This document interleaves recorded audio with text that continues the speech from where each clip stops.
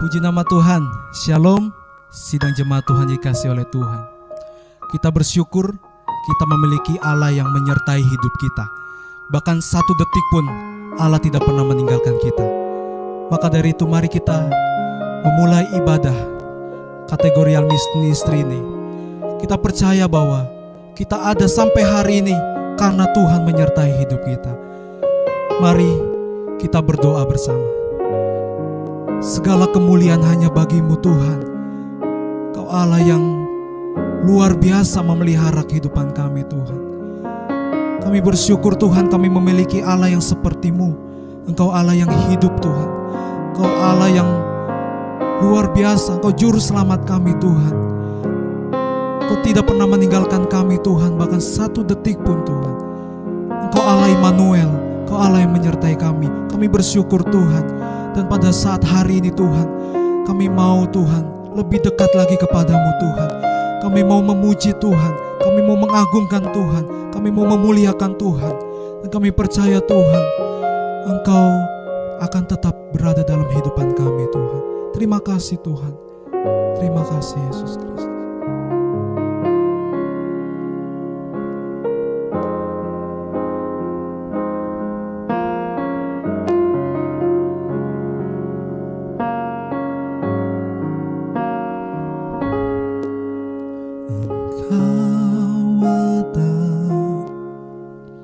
Bersamaku di setiap musim hidupku, tak pernah Kau biarkan ku sendiri.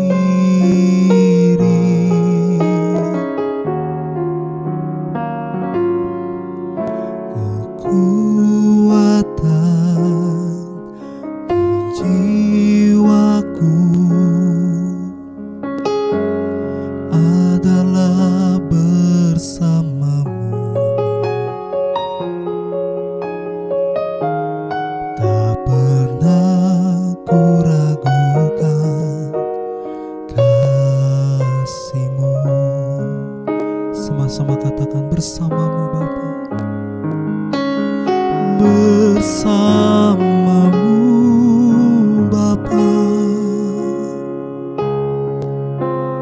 ku lewati semua. Perkenanan-Mu ya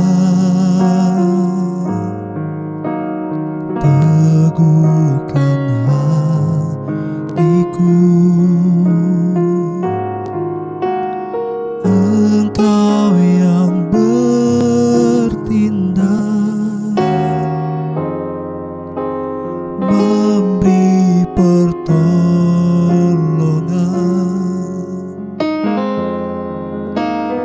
Anugerah-Mu besar melimpah bagiku.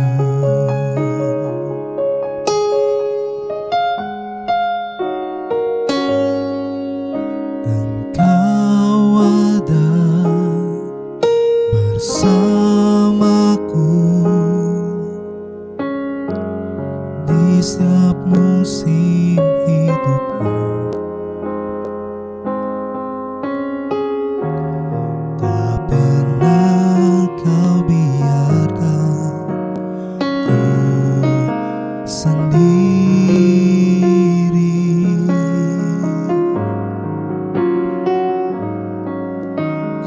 Kekuatan di jiwaku adalah bersamamu, tak pernah ku ragukan kasih-Mu. Bersamamu Bapa, bersamamu Bapa,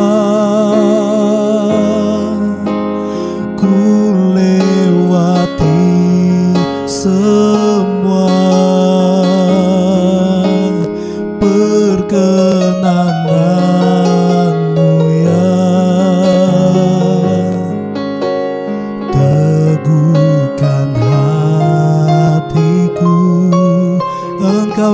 bertindak, Engkau yang bertindak,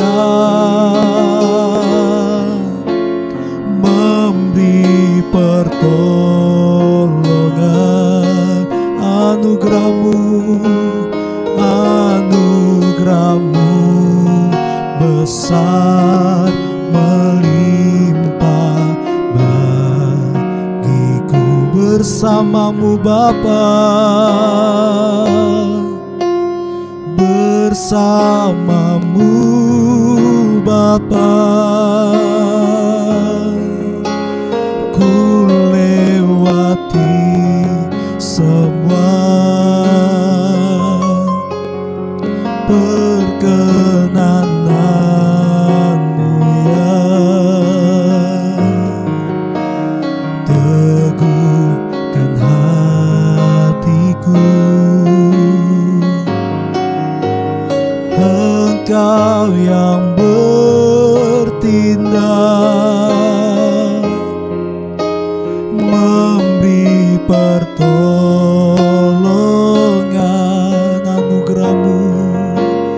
Anugerah-Mu besar melimpah bagiku. Anugerah-Mu besar, anugerah-Mu besar melimpah bagiku. Anugerah-Mu besar, anugerah-Mu besar melimpah bagiku. Anugerah-Mu melimpah bagiku. Haleluya, haleluya. Terpujilah nama-Mu, kami sembah, kami muliakan. Haleluya, glory bagi-Mu.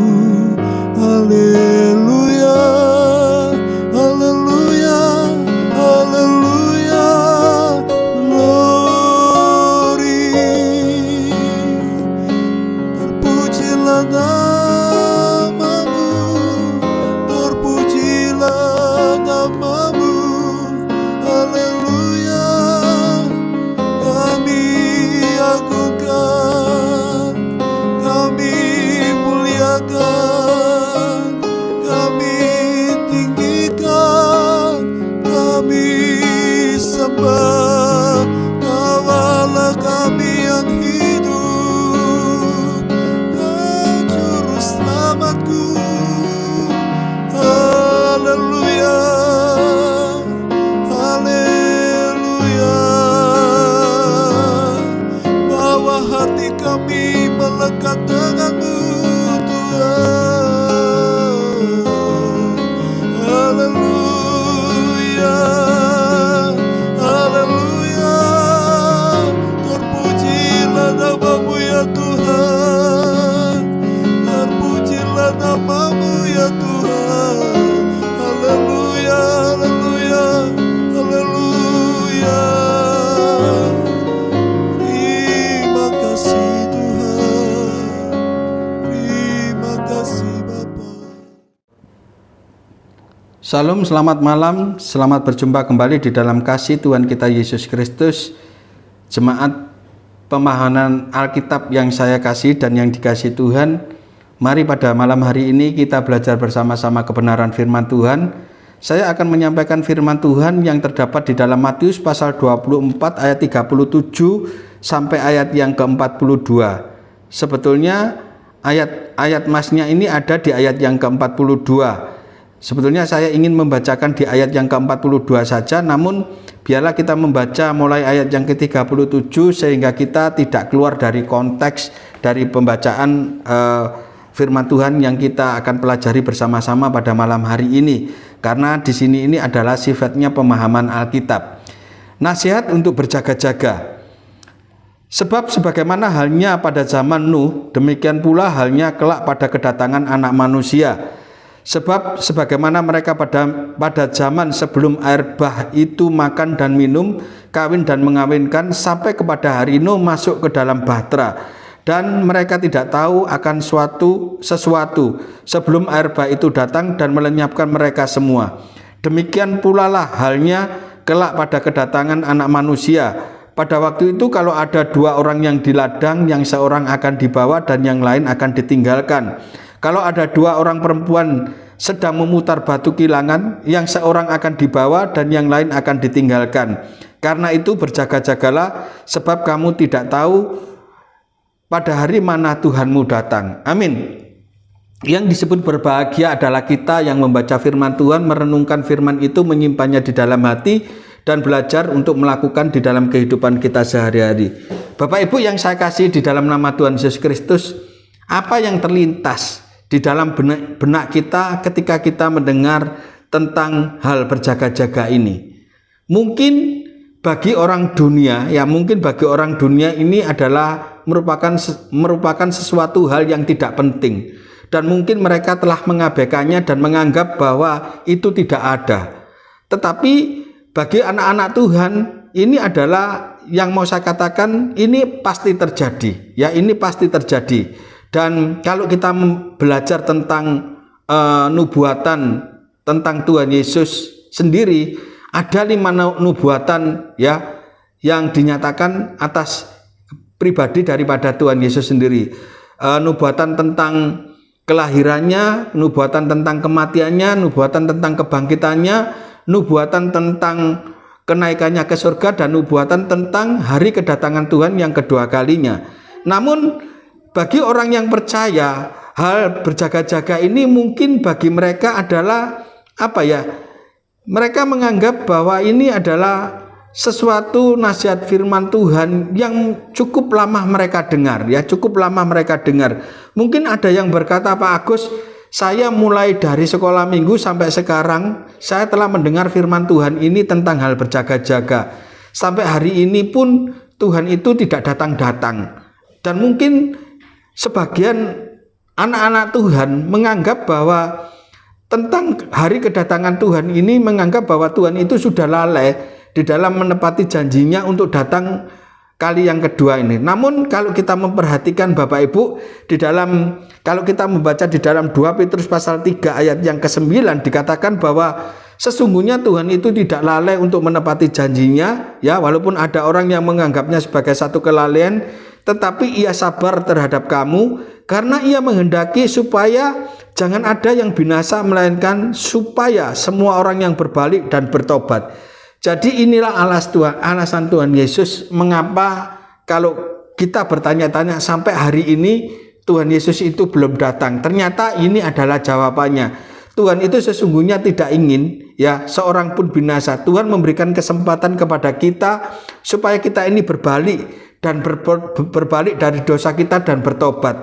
Makanya Bapak Ibu yang saya kasih, selagi ya kita masih diberikan kesempatan oleh Tuhan untuk kita diberikan nafas hidup, biarlah kita ini boleh memperbaiki diri dari hari ke hari. Pertobatan itu harus dilakukan setiap hari, karena Bapak Ibu kita menyadari bahwa di dalam menjalani kehidupan ini seringkali, baik yang kita sengaja maupun yang tidak kita sengaja, kita ini sering melakukan kesalahan atau sering melakukan dosa. Dan ini adalah Tuhan ini memberikan kesempatan kepada kita supaya kita ini benar-benar berbalik dari hidup kita yang berlumuran dosa dan bertobat, sehingga kita ini mendapatkan keselamatan yang daripada Tuhan. Bapak Ibu yang saya kasih dalam nama Tuhan Yesus Kristus, kalau kita mendengar tentang hal berjaga-jaga, ada 3 hal yang perlu kita ingat. Yang pertama yang perlu kita ingat bahwa Tuhan Yesus datang, sebelum Tuhan Yesus datang, Tuhan itu sudah memberikan tanda-tandanya. Tanda-tandanya adalah seperti yang kita baca tadi, bahwa dikatakan kedatangan anak manusia itu seperti pada zamannya Nuh. Manusia hanya disibukkan dengan masalah kawin mengawinkan, masalah masalah kesenangan-kesenangan jasmani.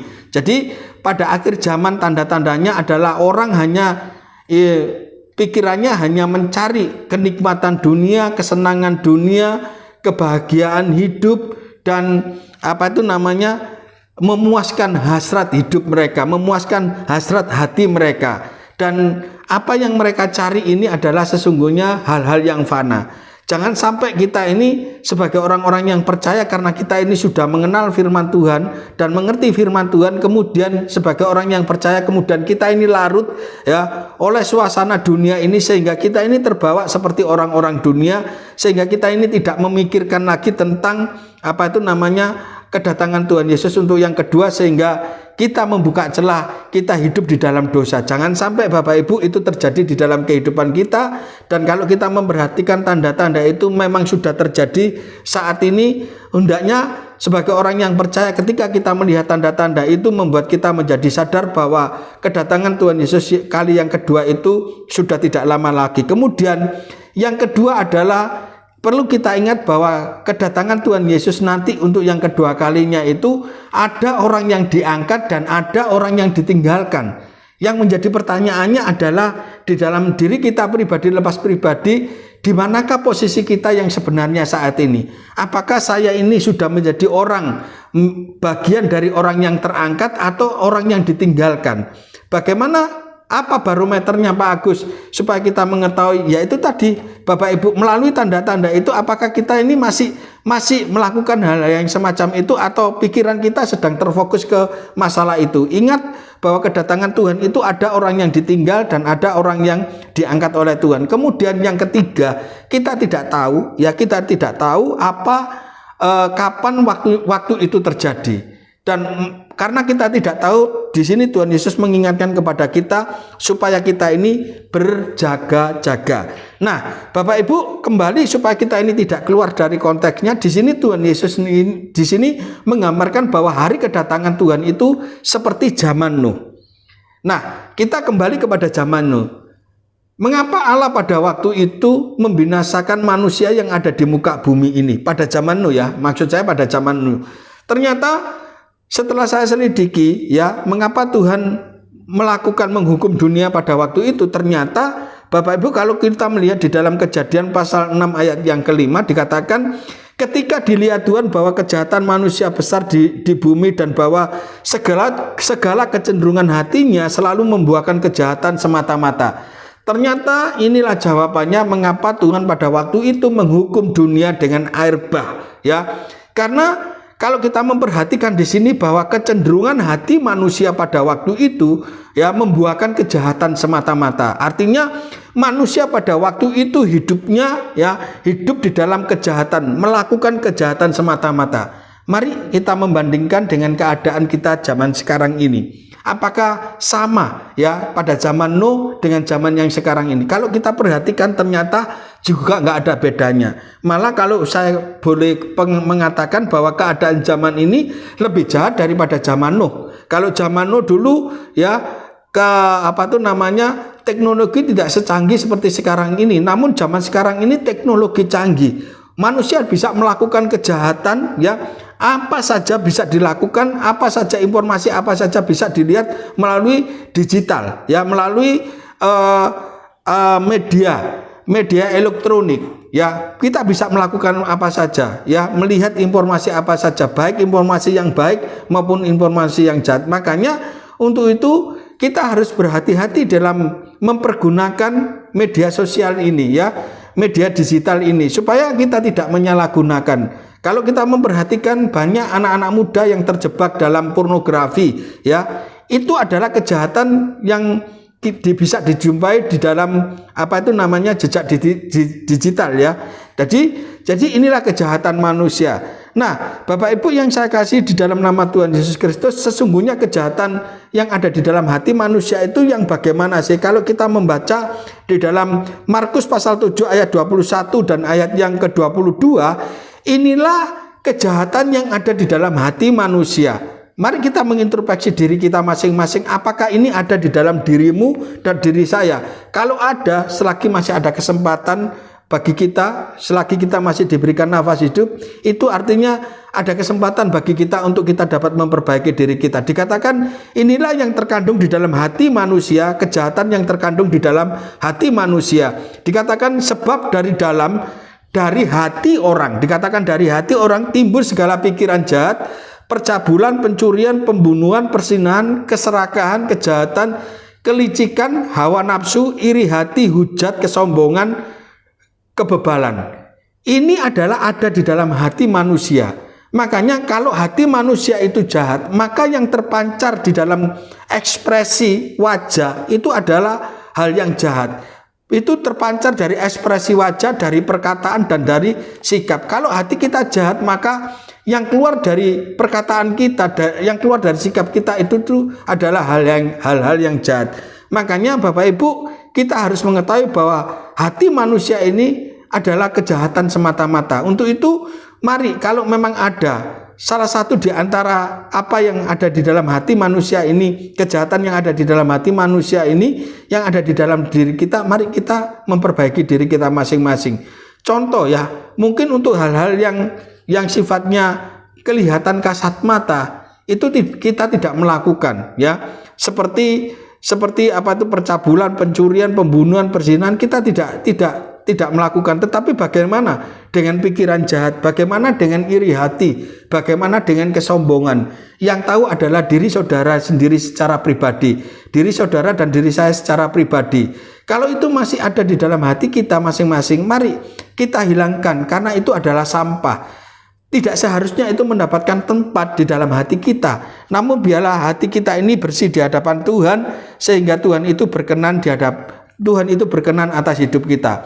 Kemudian yang menjadi pertanyaan yang ketiga adalah mengapa Tuhan itu sampai menyelamatkan Nuh ya pada waktu itu? Apa yang menjadi alasan Tuhan sehingga Tuhan itu berikhtiar untuk menyelamatkan Nuh? Kita belajar dari kepribadian Nuh. Dikatakan di dalam Kejadian pasal 6 ayat yang ke-9, dikatakan inilah riwayat Nuh. Nuh adalah seorang yang benar dan tidak bercela di antara orang-orang sejamannya. Ini yang pertama. Jadi Nuh itu adalah orang yang hidup benar dan tidak bercela ya di antara orang-orang sejamannya. Tuhan juga menghendaki kita sebagai orang-orang yang percaya, kita ini memiliki hidup yang benar dan tidak bercela di hadapan Tuhan. Ya, bagaimana dengan hidup kita? Apakah kita ini sudah hidup benar di hadapan Tuhan? Apakah kita ini hidup tidak bercela? Artinya hidup kudus di hadapan Tuhan. Mengapa saya katakan begitu? Karena Bapak Ibu, Tuhan Yesus sendiri mengatakan kuduslah kamu sebab aku kudus. Di dalam Ibrani 12:14 di bagian ayat yang bagian B mengatakan bahwa tanpa kekudusan tak seorang pun akan melihat Allah. Mari Bapak Ibu, melalui kebenaran firman Tuhan ini kita belajar dan mengintrospeksi diri kita. Yang pertama, apakah kita ini sudah hidup benar dan tidak bercela di hadapan Tuhan? Kalau memang itu belum menjadi target di dalam kehidupan kita, biarlah kesempatan yang Tuhan berikan ini tidak kita sia-siakan. Kemudian yang kedua, Nuh itu hidup bergaul dengan Allah. Artinya apa? Di sini Nuh itu selalu membangun hubungan dengan Tuhan. Hidup di dalam persekutuan, ya, hidup di dalam persekutuan dengan Allah. Sehingga Tuhan itu sangat menyayangi Nuh pada waktu itu, Nuh dan keluarganya, karena Nuh dan keluarganya itu hidup bergaul dengan Allah, hidup di dalam persekutuan, dan selalu membangun mezbah keluarga di dalam kehidupannya. Bagaimana dengan saudara dan saya? Apakah kita ini sudah membangun mezbah keluarga di tengah-tengah keluarga kita? Kalau belum, mari Bapak Ibu, kita memperbaiki diri kita, ya, membangun hubungan dengan Allah melalui mezbah keluarga. Dan itu adalah sangat menyenangkan hati Tuhan, sehingga Tuhan ini menyelamatkan Nuh. Kemudian yang ketiga, kalau kita membaca di ayat yang ke-6, ayat yang ke-19, ayat yang ke-14 dikatakan di ayat yang ke-14 dari Kejadian pasal 6, buatlah bagimu sebuah batra dari kayu gofir, buatlah bagimu sebuah batra dari kayu gofir. Batra itu harus kau buat berpetak-petak dan harus kau tutup dengan pakal dari luar dan dari dalamnya dan sebagainya dan seterusnya. Di sini Tuhan berfirman kepada Nuh supaya Nuh ini membuat batra. Dan apa yang dilakukan Nuh melakukan seperti yang diperintahkan Tuhan, bahkan secara detail sampai ukur-ukurannya Nuh melakukannya. Artinya Di sini Nuh ini memiliki ketaatan untuk melakukan firman Tuhan. Bagaimana dengan saudara? Apakah saudara dan saya ini sudah sebagai anak-anak Tuhan, sudah melakukan kebenaran firman Tuhan, sudah memiliki ketaatan untuk melakukan firman Tuhan? Kalau belum, ini kesempatan bagi kita untuk kita belajar ya, melakukan kebenaran firman Tuhan di dalam kehidupan kita sehari-hari, sehingga apabila saatnya Tuhan datang untuk kali yang kedua, menyatakan dirinya dalam kemuliaan, kedatangan Tuhan itu tidak sebagai jerat di dalam kehidupan kita, namun kita sudah mempersiapkan diri dan membekali diri dengan hidup seperti Nuh ya, bahwa Nuh ini hidup benar di hadapan Allah dan hidup tidak bercelah ya.